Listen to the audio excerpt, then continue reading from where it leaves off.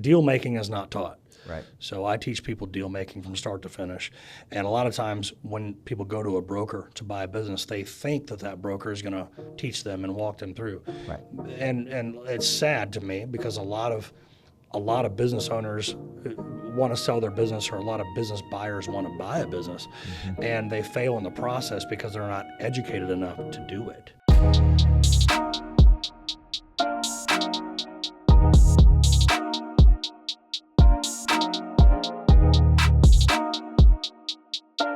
All right, welcome to another edition of Person of Expansion. Actually, I'm going to combine two of my podcasts, Pray Drive, Go to Bed Tired, Wake Up Hungry, and Person of Expansion into one podcast, because the gentleman I have today has been here with me for the last 2 days, and I actually think he really embodies both of these concepts. A lot of Pray Drive, big Pray Drive, and I love that about him, and a lot of knowledge. And he's a person of expansion. He's looking to expand. So I'm Coach Michael Burt. I'm here at the Level 10 Studios at the Greatness Factory.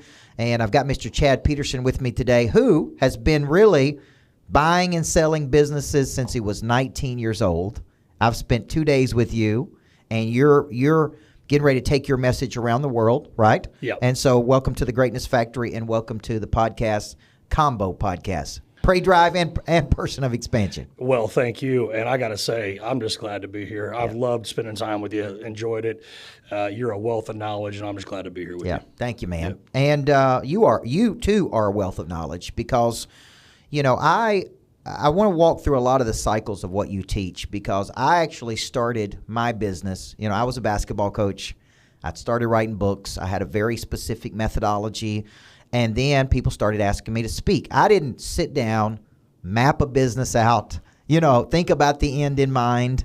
I didn't go through all of that. You fell into it. I fell into it. Yeah. And next thing you know, I'm making more money on my side hustle than I was my main hustle. And I woke up and I go, man, I have a business here. Well, right? never underestimate the power of going after a dream and it magnifying greater than what you thought it would be. Yeah, because that it's like it happened, and then I woke up one day, and I remember someone saying a poorly designed business always has to be redesigned at some point in the future, right? Mm-hmm. And with you are, I would consider a contrarian, right? Yeah. Like everybody goes this way, and you go that way. Hell yeah. And so we're going to get into some of those things today, because you're the author of two really, really good books, Quantum Stack Investing, which is a theory we'll talk about, and then Quantum Shift. Right, the quantum shift, and the QSI shift. QSI shift, quantum shift, investing shift, and we want to talk about both of these, because since 19 years old, you have been really involved in a business. You had a knack for building a business, right? Yes. Selling it, and other people started coming to you going, hey, man, you should really help people do this, which is really what your business does today. Is that fair to say? Yeah, absolutely. So if someone was out there and they had a business and they wanted to sell that business, they would come to you, and what would happen? Well, back to me, I don't really know how to build a $5 billion business. I don't know how to build a $3 billion business. What I knew, though, is that I could build a company that was making me $200,000, $300,000, $400,000, and then I could sell it for about 3 times what it was paying me. And by then, I had already gotten to the end of my passion cycle, so I wasn't passionate about it. Right? So when I say that I know how to build businesses, yeah, I do. I can build a multi-million-dollar business, no doubt. But I made my money by hitting, taking small hits. Yeah. I'd go make $200,000 or $300,000, but then I'd sell it and I'd walk away with $700,000, $800,000, $900,000. Right. And then I would leverage that into a bigger business that was already built. Okay. See, because other people build businesses better than maybe I do. Right. They build bigger businesses than what I knew how to do. But if I built a company and then I use that money, that liquidity, because liquidity leads to wealth. Okay. And paychecks lead to poverty. Yes. Right? Because you're never going to get rich off a paycheck. Right. So I was making paychecks. But then if I sold it, I created liquidity. Right. And then liquidity leads to wealth, because I can buy a bigger asset, in this case a company, that pays a hell of a lot more money. Right. And now that business owner has to teach me how to run that business. And so I've got built-in safeguards. Right. He's going to teach me over a year's time after I buy the business. And so that's how I did it. But to answer your question, when people come to us, and they want to sell their business, they can't really see the next stage. For every level, there's a devil, right? So if you want to go up, you're going to have to fight that devil. And so what we do is we show people how to take their existing asset that pays them X amount of dollars. Let's just say you come to me, you're making $300,000 or $400,000, but you're tired of it. I take you to that next level, and I can help you face that devil. Nice. And you call that next business the NLB. Yeah, the next large business. Which, I was going through your books preparing for our coaching session, and I bet I found, 50, 75 one-liners. It's like you take complicated things because you're a real smart dude, but you make them simple for people, right? Yep. And so the NLB is the next large business. The NSB is the next small business, right? Yep. And let's talk about that from the terms of the passion cycle, because I love this. I have been coaching for 33 years, right? It's all I've ever known since I was 15 years old, right? And I've even taught my students to constantly be thinking about what is a seat at a bigger table for you? What does that mean? So, but it has a lot to do with this passion cycle you talk about, right? Yeah. Because in the beginning, you start with passion. So break the passion cycle down. And I bet there's thousands of business owners out there who are going to identify with this, but they get to a point they feel stuck. So let's walk through that cycle. Well, let's start at the very basis of it. You got to get a job, right? You got to start somewhere. And you're not going to start off self-employed, right? But one day you get so fed up with that job and you become obsessed with the idea first. The obsession is what happens first. You become obsessed of being your own boss. Okay, so now you either start a business or you buy a business. However you get there, it doesn't matter. But you're obsessed about that business. You cannot wait to get up in the morning. You're working late. You're getting up early. You'll work 9 days a week if you could. That's what you need to start a business. You got to be married to it, all right? Eventually, you're going to fall into passion. Well, that's fine. You're going to fall into passion. That's good. That's a good, healthy passion. You're not obsessed anymore. Obsession is where you're not paying attention to the wife and kids. Yep. You're living unbalanced, and you got to do that if you're going to be successful. Right. You have to. I don't care what anybody says. You got to do that for a while, and the wife and kids are going to have to understand if you really want to be successful. Then you're going to fall into passion. That's good. That's healthier. But what happens naturally after I usually see it around the third or fourth year, you're going to start going into boredom. Obsession has been long forgotten. You're falling out of passion. You're going into boredom. Yes. Now, after 5 or 6 years of running that business, you can get into burnout. Now, what happens is, here's the important thing. I can watch that business. When you're obsessed, I can see it on the profit and loss. Right. And now, whenever you're burned out, I can see that in the profit and loss. So what I say is, where there's no passion, there's no profit. Right. And when the time to sell is when you're doing well. Yes. Okay, so it's one of these things where if you're about to go get married, let's use a marriage analogy. Yep. If you're about to go get married, you need to be walking down the aisle in love with that wife, with that husband, whatever it is, and you need to have your divorce attorney on speed dial. And that's hard to do that. How can you be madly in love with somebody, right? But also have your attorney on speed dial. I'm your business attorney. I'm the guy who's going to divorce you from your business because you will fall out of love with your business. Yeah. You're going to get burned out. Too many headaches, too many employee problems. There's not enough aspirin on the shelf for all the headaches to run your business. Right. And now you're daydreaming about doing something else. But you could become institutionalized by your business where you just don't know what to do next. You don't know how to sit at a bigger table. Right. You don't know how to get part of a bigger game. And so you come to me whenever you're still doing well, the passion's still there for your business. Because if you call me after you're burned out and bored, because where there's no passion, there's no profits, you come to me to sell it, I don't have anything to sell because you're not making as much money as you used to have. Yeah. Or I should say that again. You're not making as much money as you used to make, and now I can't sell it for the value that it would have sold for at one time. And this is a relatively predictable life cycle of most business people, right? No matter if it's an artist that's singing, if you sing the same song for 30 years, you get tired of singing it, right? And so you're saying this is where the contrarian comes in. He's equating when you go to get married, you don't have your divorce attorney on speed dial. I guess some people do, but in a business, you actually should think, hey, there's going to come a point of this business that I lose the passion. I love where there's no passion, there's no profit, because I 100% agree with you. Yeah. And we coach so many people that's lost all of that fire and passion, and the business is right. And the time to sell is when you're doing well, right? So if you went into it differently, right, you understand the passion cycle. Yeah. You work with it. You work with it and you go, okay, this has been a good business. It's been a good run. Like me when I was a basketball coach, 13 years, 80-hour work weeks. At 31, the passion cycle was over. Yeah. I'd won everything I could win. I'm like, what's next? But check this out. Somebody wants to be where you were. That's exactly right. Okay, so this is what I tell people. I sell heaven and hell. Yes. Okay, because one man's heaven is another man's hell and vice versa. Yes. So a lot of people say, well, if he's doing so well, then why would he sell? Right. Because he's out of his passion cycle. Yes. He's bored. He's burnt out. He's over it. Yes. And so somebody would love to be in your position. That's right. And you have to remember that.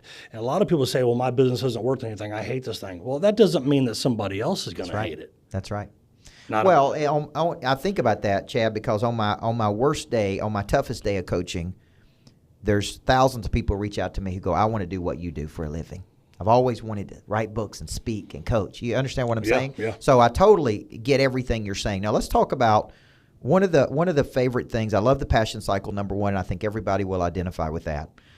Because you're right. Somebody's over here in a business that's completely miserable that would love the opportunity to do this, right? I was in a Dairy Queen one day and I walked up there to get an ice cream and the owner, it said owner of the Dairy Queen, right? I'm the owner. And I said, man, do you like having this business? He said, man, it's the greatest thing in the world. And I said, what do you like about it? He said, I get to choose which 80 hours I work every week. Yeah. And I thought, that's an interesting way of looking at it. Like he thought this was incredible, right? I'm looking at it like you're still working 80 hours. Yeah. So there's a term that you use, two terms, that I really latched onto over the last 2 days that keeps people from making this move, though. And you call it is it a terror barrier? Terror barrier. Terror, Terror, Yeah. terror barrier. Explain what that means. Well, for every level, there's a devil, right? Okay. And so anytime that humans don't like change. They just don't. They don't want to change. They get to a point where they're so grateful that they're not working for somebody else. And I don't know this guy that runs that Dairy Queen. Right. But if I had to guess, he's just so damn happy he doesn't have to work for somebody else. So he'll work 80 so he doesn't have to work 40 for somebody else. Right. But that only lasts so long. You can only stay excited about that for so long. So the terror barrier is where they know they want to do something different. Yeah. But they're about to face that devil because it's another level. And they become complacent, and Yes. they're fearful that if they make a move that's wrong, they'll fail. Yeah. And so in this day and age where everybody's got their hands out and they want you to pay for consulting services or coaching or whatever, I'm the exception. You come to me and I help you as a self-employed person. I help you go to that next level and beat that devil and get past that terror barrier. Because what it is, it's fear that's standing in the way of the path that you need to take. And business owners don't know how to really build a business. And they're so consumed with this business that they think, well, how in the hell am I going to do a larger business? Right. That's scary. That's fearful. That's fear-ridden. Right. So that's the terror barrier. But the fact is that you can actually sell this business and buy a larger business, and this is what people don't know.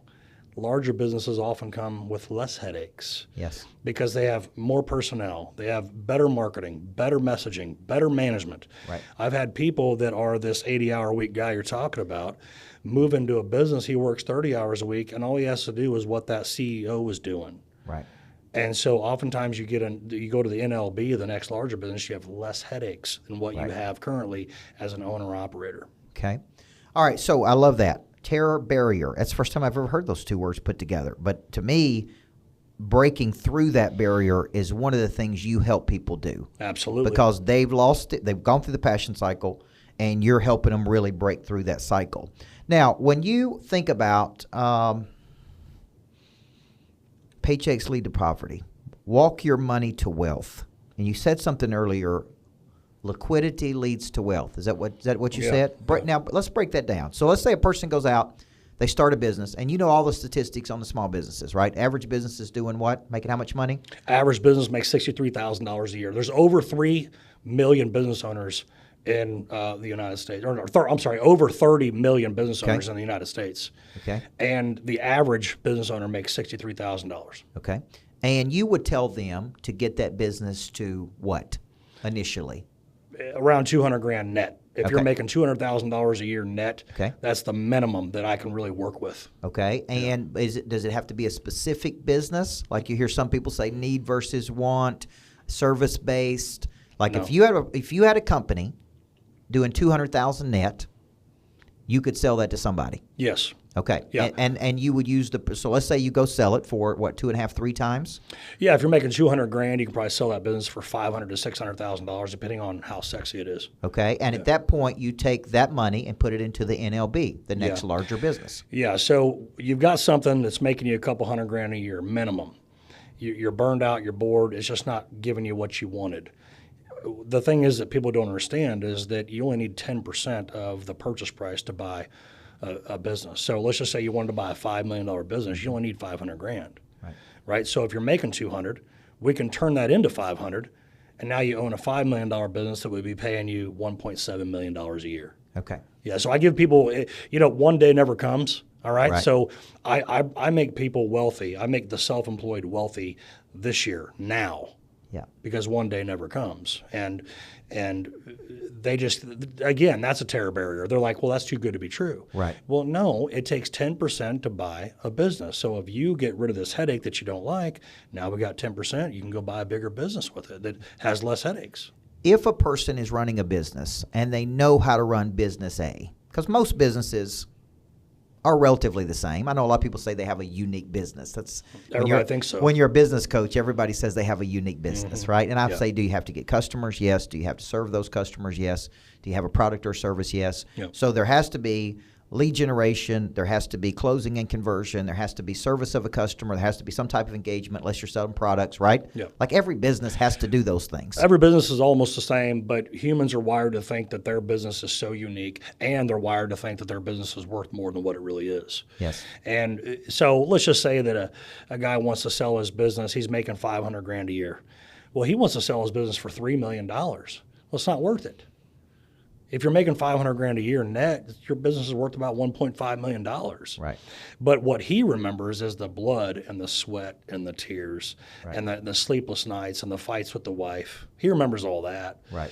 But if you understand how liquidity leads to wealth, then you can sell that business for what it's worth, not a penny over it. Right. Okay, you sell it for what it's worth. Why? Because you want to treat that business buyer well too. You want to make sure that that buyer, his wife and his kids are going to be okay. Sell it for a fair price. Yeah. Because if you're making $500,000 and you hate your life and you and the wife aren't getting along because you're just miserable, sell it for what it's worth, $1.5 million. Now I can go out and buy you a $10 million business with $1.5 million. Right. That $10 million business pay you $3 million a year. And so you don't have to club the buyer on the way out. That's what a lot of people do. Yep. They say, "Oh, my business is making me $500,000. I'll sell if you got a good buyer. I'll sell it for $4 million is my starting price." It's like, man, why? Sell it for what it's worth and move on to something you love, and I'll give you a big raise this year, right now. And they get stuck in their ego and they don't want to let go unless it's for this exorbitant price. And I just don't work with people like that. I can't work with you, go down the road because you're not helpable. You're not coachable. Right. If I can't coach you, if you don't want to work with me, I just let you free. You go down the road.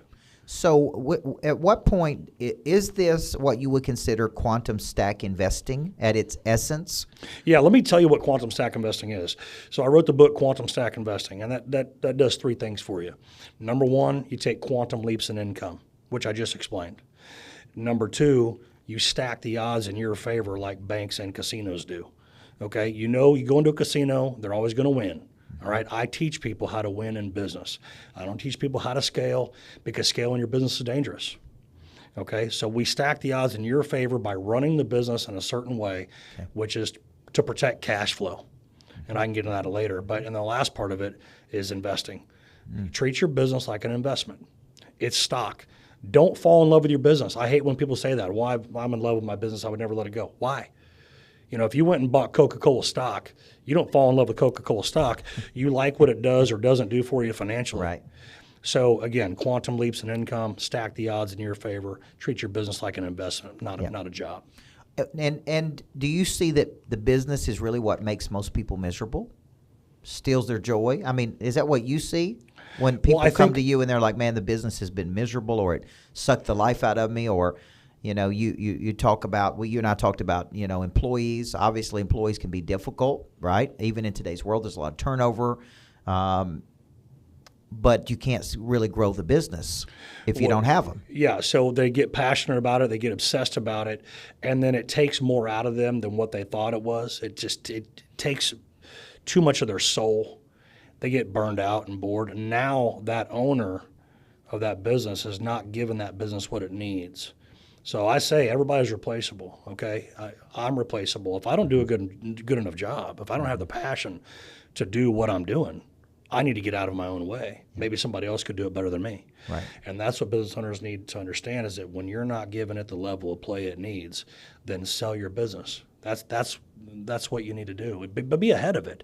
But to answer your question, people just get burned out. They get bored because it's taken more from them than what they anticipated. And I think that that's commonplace for marriages. I think that you get married and it's supposed to be all this bliss and it's going to be great forever. Well, reality is that a man and a woman are going to have problems. Mm-hmm. Reality is you're going to have to compromise. Mm-hmm. Reality is that it's not always going to feel good. Right. And so people get to a place with their business where it's taken too much out of them, and the squeeze is not worth the juice that it's providing. All right, let's talk about business brokers, because I really feel like you're so much more than just a business broker, right? You kind of understand the psychology. You understand life and business. You've obviously studied a lot of things that's made you, right? Yep.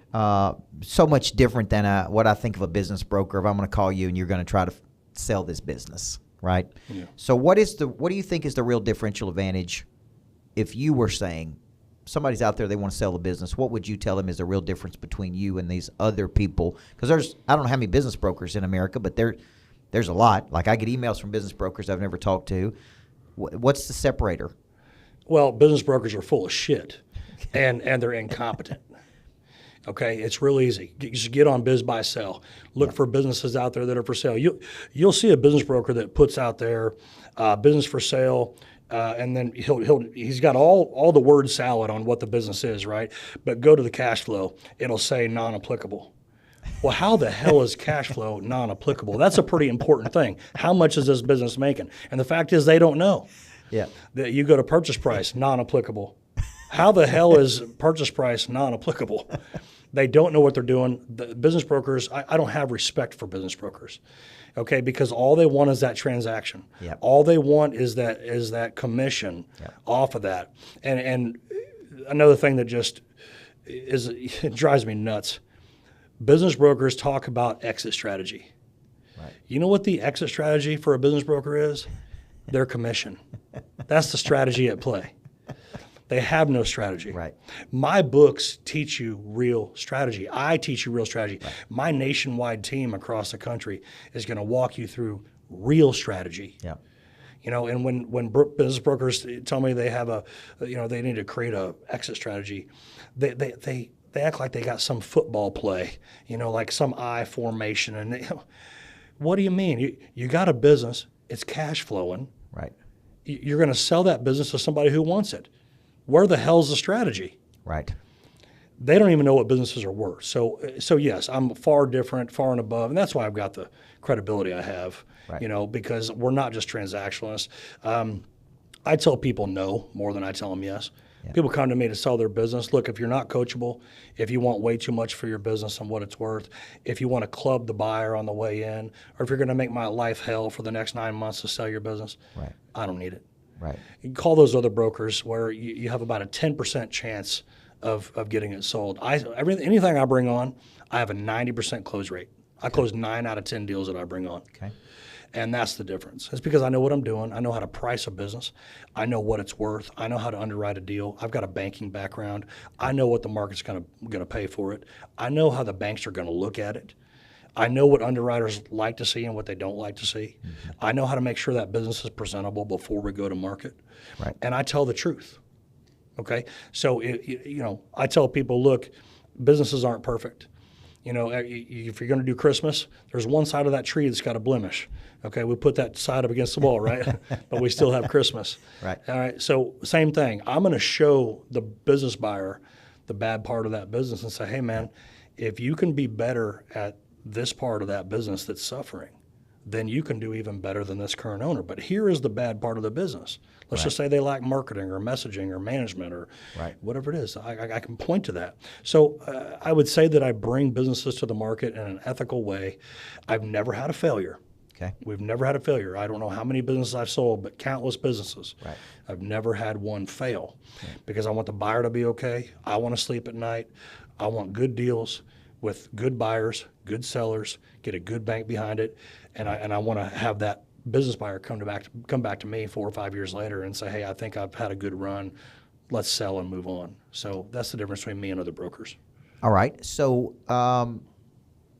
there's an education piece to this, right? You really have a heart and desire to help people, educate people.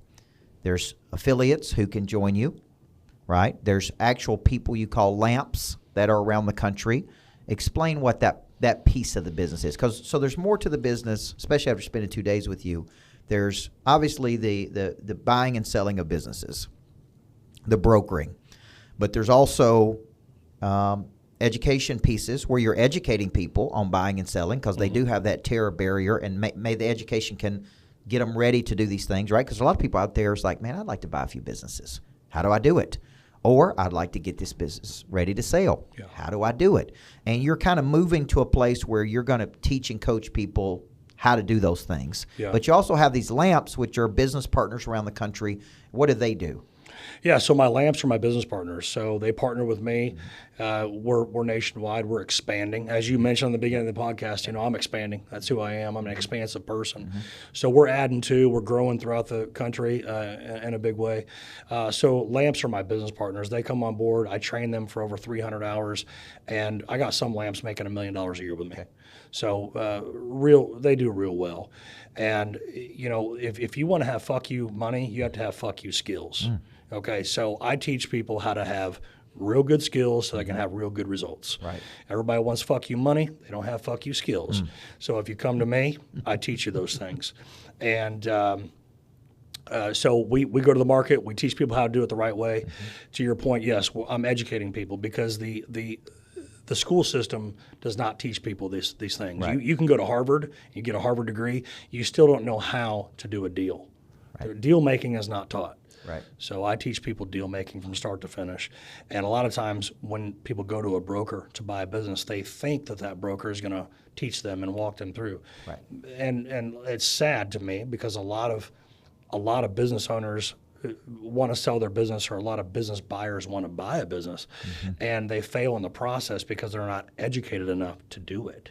Okay. And the broker's not really good enough to even educate you. Right. So that's where we're different. We educate people from start to finish on the deal. And you see where in the future you're going to educate people who just have an interest.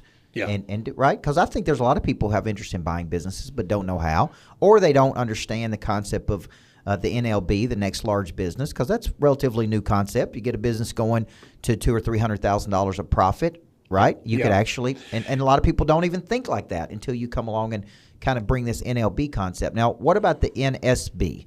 Because there's people out there. You're very versed in the demographic of people. There's a lot of, I guess, baby boomers. There's trillions of dollars of wealth that's going to be transferred. These are people who have businesses. $10 trillion over the next 10 years is going to change hands in the form of businesses. Okay. Now, there's $68 trillion of money that's changing hands over the next 10 years, but $10 trillion of that is in the form of small businesses. Okay. Now, those small businesses are built by baby boomers. I don't know why we call them baby boomers anyway, because they're business boomers. Yeah. How long does it take to make a baby? It takes a man about 10 minutes, right? So they built the businesses that runs our country right now. It's the backbone of our country. We got a real problem right now where those baby boomers are retiring or they're expiring. They're dying off or they're retiring. Yes. We've also got another problem. We've got a long line of college grads that don't have any prospects for a job. Now, if they go get a job, they're gonna make what, $50,000, $60,000. They got all this debt. Cat's out of the bag on that. So smart parents are helping their children post college buy businesses. Interesting. That's what's going on right now. We're helping so many parents get their kids into owning a business because it's built-in security. Only 1 out of 72 established businesses go under. That's a pretty safe bet. And now you buy a business for your child. You help that child buy a business. Well, the business owner now, the current owner of that business, has to train their child over a year's time. So it's a built-in guardrails, you know. It's like you know, you take a kid bowling, they got the little bumper rails there. It's safety.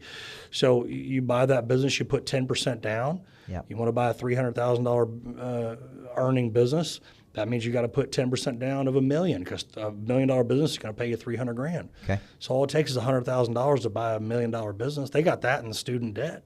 Right. So $100,000 to buy $1 million business, pretty good return to make $300,000 a year on that. Absolutely. So that's what smart parents are doing, because the job lines are long. Everybody's got a degree. What separates you from them? Yes. And so there's a real problem there. But if we can, for every coin of a problem, you know, the heads of it is the problem, and the tails of the solution. When you can solve the solution, you make the profit. So what we're doing is we're taking baby boomers and we're taking college grads, and again, we're doing the heaven and hell switch. Yeah. Interesting. Next small business. Yeah, the next smaller business is, of course, you're 65 years old, you're tired of all these headaches. You want to still stay busy because you know that sitting around and rotting is not good for you. Right. And that's another thing, you know. The Charles Schwabs of the world, Wall Street has trained us all that at 65 you sit on your ass and do nothing. That's the fastest way to rot away. Yeah. Retirement's bullshit. You know, if we retire, we're the only species in the kingdom that sits around and does nothing. Right. It's not good for us. So the NSB is for that. The next smaller business, less people, less headaches, maybe less earnings. Let's just say you're making $1 million a year right now. You don't need that anymore. You're like, I'm going to buy this small business that I can run with my eyes closed and make $150,000 a year. Yeah. Yeah. So if the NLB is the next larger business, if you want to move up, then go to the NLB. We'll help you do that. But if you want to retire, so to speak, oftentimes people don't really want to retire. What they want to do is get out of their current headaches. So we'll just sell that bigger business that they have, get them into a smaller business, and reduce their headaches. Perhaps they want to move geographically too. That's something. A lot of people want to move to Florida, let's say. Right. So they sell their business. They're in the Midwest or whatever. They sell their business, say, I want to retire in Florida. So we help them buy a business in Florida that's a smaller business that can stay busy. So I think one of the things you do is open the creativity in a person, right? I think this concept, because it didn't occur to me to think about matching the college graduates with the baby boomers, right? Because I agree. I've got 3 kids. You know, I'd love for them to own their own businesses and do that. And if they had a mentor guiding them and coaching them through that, I think it would be a positive thing. Oh yeah. So when a person is out there and they're going to watch this podcast, and you're going to be on a lot of podcasts, and because that's one of your strategies to get out there and share the message, your expertise. Yeah. And they go, man, I want to buy a business, or I want to sell a business. Okay. They come to you because there's different components of your company. You got acquisition, you've got capital. What's the capital piece do? You're talking about Are you talking about Peterson Capital? Like, what are you going to do with that? Are you going to raise capital? Is that a big vision? Is it to purchase companies, or what's the strategy there? Right now, we have 250 to 300 business sellers that contact us a month. Yes. So let's just say somebody wants to come in and they want to buy a business. Yeah. Well, I've got businesses that I can get my hands on. Right. So I could partner with people. Right. You know, so I got somebody who's hungry, doesn't have enough money to get the deal done. You know, we've got capital we can inject in it too. And then that business buyer that comes to me who's real hungry, who wants to buy a business with me, we partner up, we buy the best businesses that come through our doors. Right. Yeah. So it becomes a feeder system really for people who want to purchase businesses. Yeah, we'll create a portfolio of companies and have we plan on owning a couple hundred companies in the next couple years. So what is the next move for Chad Peterson? What do you foresee you doing over the next 5 or 10 years? Well, I'm going to take. Well, I can't say that. SEC doesn't like that. I'm gonna basically take this nationwide brokers that I have, and we're going to we're going to roll it all up, Yeah. and we're going to make a bigger play with it. Yep. I'm looking for partners. Yep. People will be seeing me on stages. I'm going to be Yep. creating my own stage. Yep. I'm going to be teaching people how to do deals. Nobody really knows how to do deals. I know. And whatever somebody tells you, hey, pay me $100 and I'm going to show you how to be worth $1 millionaire next year. Right. It's probably bullshit.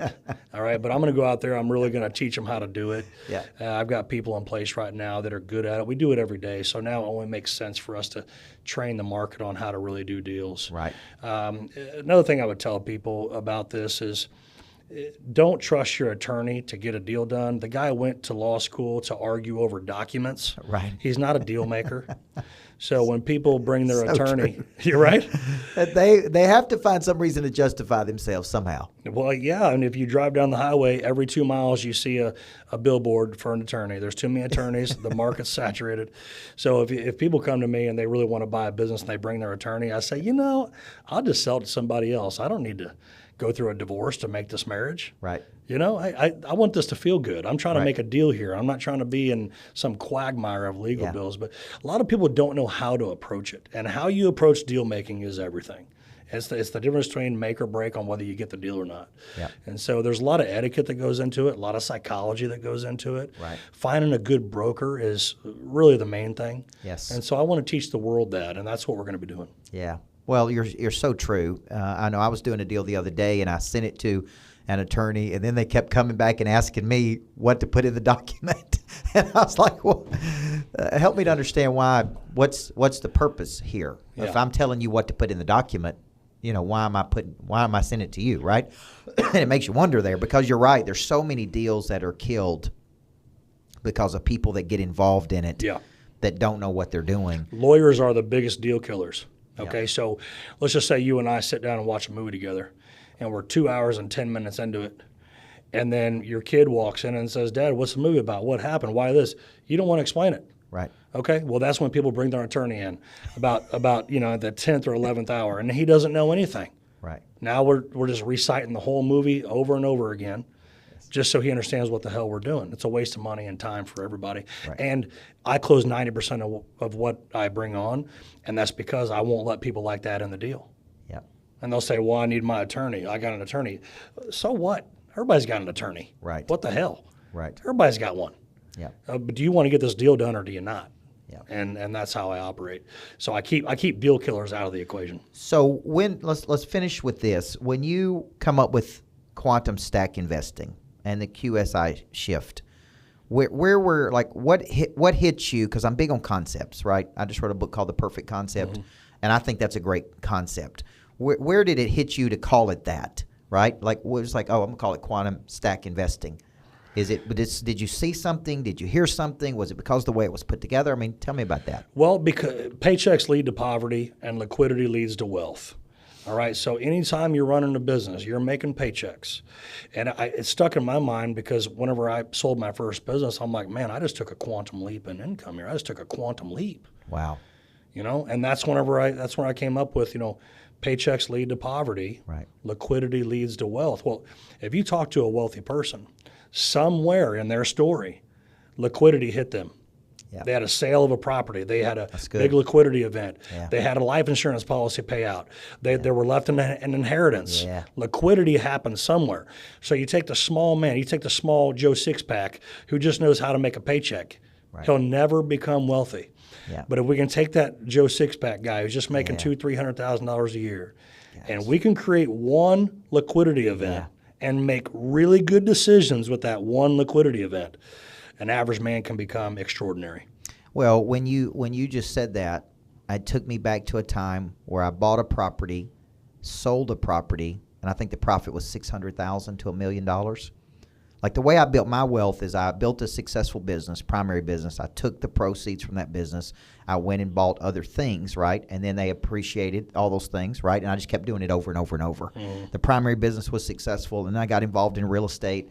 And, you're sitting in a property now that's going to be worth $10 million plus, right? If I were to sell that, that'd be a liquidity. Yeah, it's a beautiful place, by the way. But it started with a successful business. Yeah. It all goes back to the business generating income, the income going, had a love for these things. So you're exactly right. Every time I showed a jump, it was a quantum jump, I've never thought about it like that. Yeah.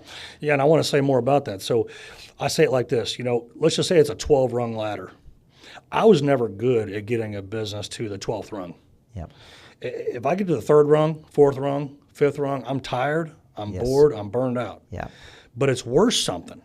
Yeah. Because somebody else doesn't have the nuts and the grit to go out there and do what I did. Right. And they'll pay for that. They'll say, well, he's got a good business that's making me $300,000 a year. I'll just buy it from him. Right. So I take a quantum leap in income. Yes. And then the second part of my strategy, the stack part, Yes. I run that business, that second business I bought, that NLB, I run that business stacking the odds in my favor. How do you do that? Okay. Here's how you do it. You protect cash flow.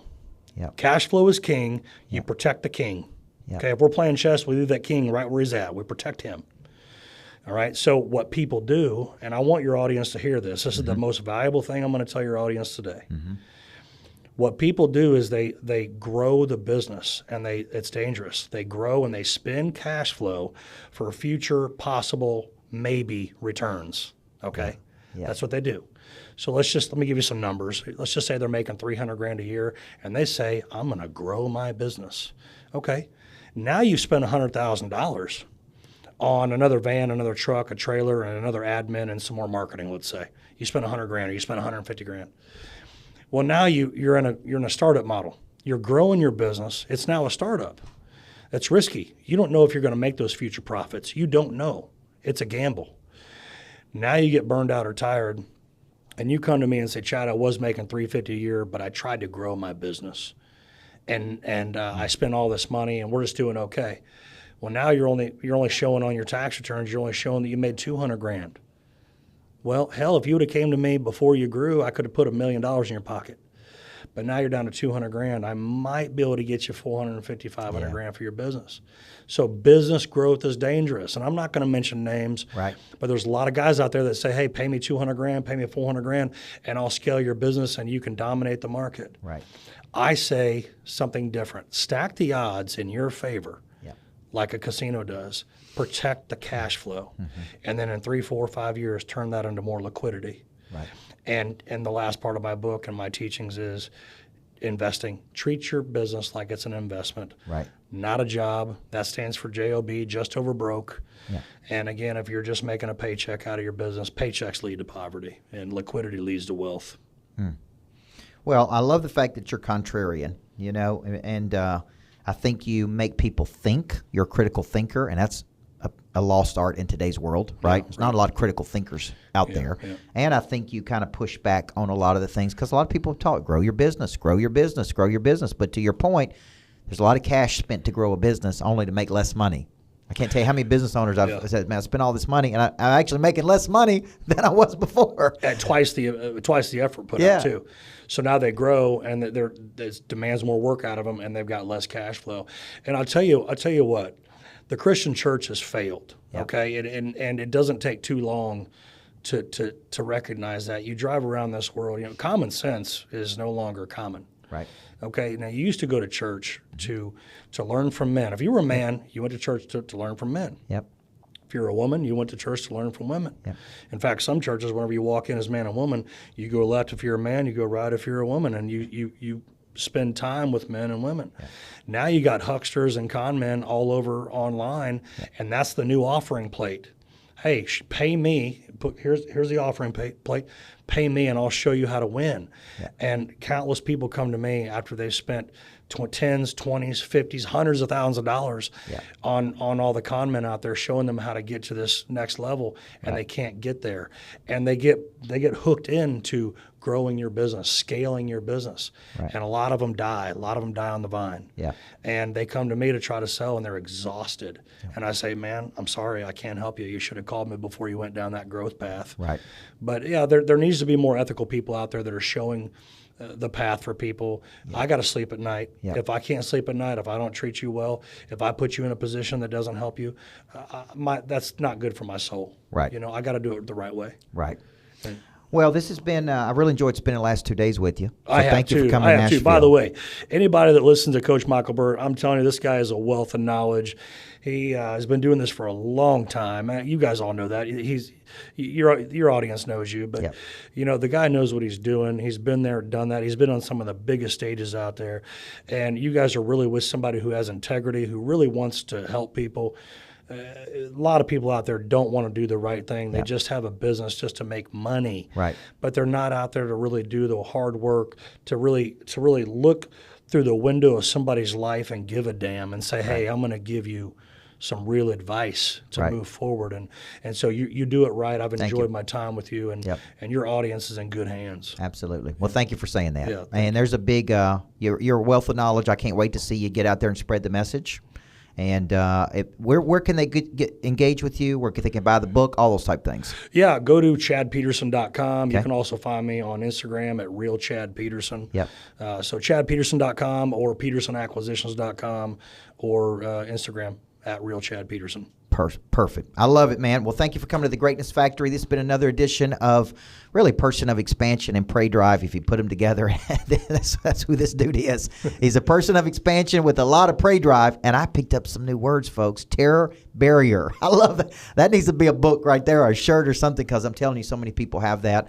And so Chad Peterson, the real deal, #1 business broker in America. Really, after spending 2 days with him, I can tell you without a doubt, dude knows what he's doing. He's not only just a broker like so many people that are transactional. There's a lot more that comes with him that you'll be glad you work with him. So chadpeterson.com.